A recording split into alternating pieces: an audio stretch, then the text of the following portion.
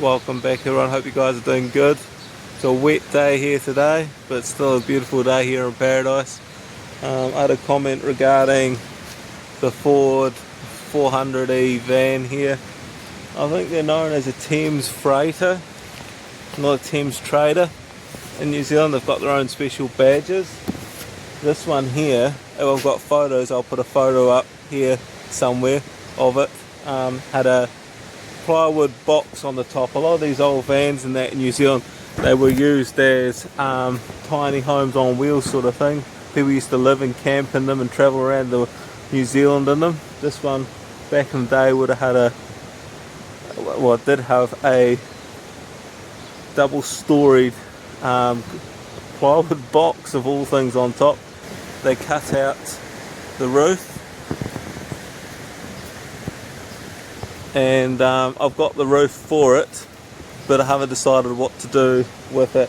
Originally, this van here, I bought it because I had a Ford 100e and I wasn't sure about the side valve being any good, and I was looking around for a replacement motor and gearbox possibly, and this came up locally and I thought, well, if it would fit, it would fit. But at the time I didn't know too much about 100Es and all the rest of it, but like I thought Ford motors would be like the A series or B series, you know, you can get a mini motor and put it in a Morris Minor motor with a bit of fettling, you know what I mean, sort of thing, or a Farine or whatever. But the 100Es had the early side valves didn't have a notch in the firewall for that type of motor, which is the same as the Anglia I think as well. But yeah, they didn't have a notch in the firewall, so for me to put a motor like this into it, it would have required certification body wise, because you had to cut into the firewall technically, unless you could get the firewall out of another one. But it just became a big nightmare anyway. That van is why I bought the van, and I paid probably more than what the van was worth at the time. But I've just sat on it because, I mean, it's been cut out. You can see someone's put windows in it and all the rest of it. Inside just now it's just a mess. It has plywood floors and they're all gone.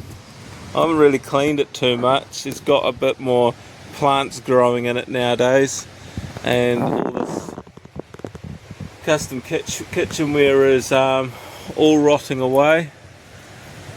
Took about 3 or 4 rubbish bags of rubbish out of it. I think over the cab, like above the cab there, it's sort of still got the roof and the actual steel part of the roof, and then they did have a wooden, this is all just wood and just bolted on. But it is sort of like a rear van of sorts, but I mean, what do you do with rust and stuff like that? I don't know really what it is. This pile of cars over here is just ones that are not really worth anything. There's only 3 of them here at the moment. They're not really worth anything, and I don't really know what to do with them, but I'll just pick away at them. They're not in the way, they're sort of out of the way. The Morris Minor side of things, they're 4 doors, they're not really worth anything, but there's little bits that get sold off them now and then. But I'm just using them as storage sheds, the Morris Minors at the moment, but they're not worth doing anything with them. At least I need a path or something, and then I might make $20 here and there. This Ford 100e or 400e van, I don't really know what to do with it. See, it's still got a bit of steel there, and they've cut out these windows, like put windows, and it would have probably had flower pot bed things there, I'd imagine, being a happy bus. But ideally I was thinking long term, if I get the time and the money to do it as well, as, you know, cutting it along here and then sort of have like an L-shaped bar using the front end of it, you know, cut what's left of the roof off so it's still the front end of a van. You can have a nice corner shaped bar or couch or something on those lines.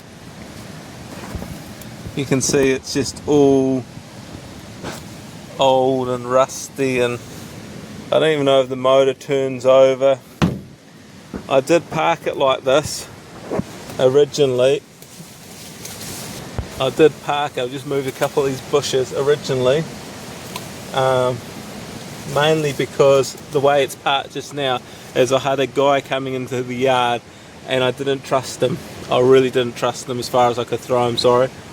And he wanted things and kept coming when I wasn't here, and I was just trying to be like, you know, if you want me to be here, or you want to know when I'm here, just let me know in advance. I need at least a day's notice because I'm all over the country these days, and I'm not always in the yard, but I would find he'd be here when I'm not here and stuff like that. So this van had nice badges on the front and he was eyeing them up and he kept mentioning them to me, and I wasn't sure. I went away for about 3 weeks a while back, and before I went away I had to move a few cars because the scrappies were coming in with their truck and trailers and they were taking a few cars away at a time. So what I thought was I'll park it nose first in. It leaves the arse end out and looks ugly, and it's not the way I would ideally want it in my yard, but it sort of protected the front end of it, sort of thing, because it's quite difficult to get to the front now to try and take badges and lights and stuff off it. But I'll show you the unique badges here that the New Zealand Thames Freighter has on them. So you could never really comply back in the UK either, I don't think, because it's a New Zealand built. A lot of the cars, like the Morris Minors, they're knockdown kits. So from what I was told by the guys I've been supplying cars to, it's hard to get them back on the road because they don't meet European standards. Whether that's true or not, I don't know, but I believe this is the same with this freighter here, because it's a New Zealand built properly, or New Zealand assembled van. So the New Zealand ones are known as freighters, Thames freighters, and this one's a 900 or an 800, sorry. So it's the biggest 800, what they call CWT, the weight. I never understood the CWT, but I think that's the biggest version, like the one that can take the most weight is the 800.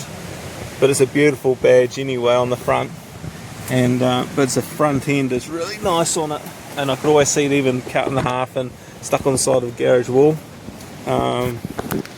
Yeah, it's the Thames Freighter for you, you know what I mean? So hopefully you enjoy the short video. That is it there, but nothing really fancy, and it's probably sit here and rot away. Thanks for watching, guys, and I'll catch you back in the next one.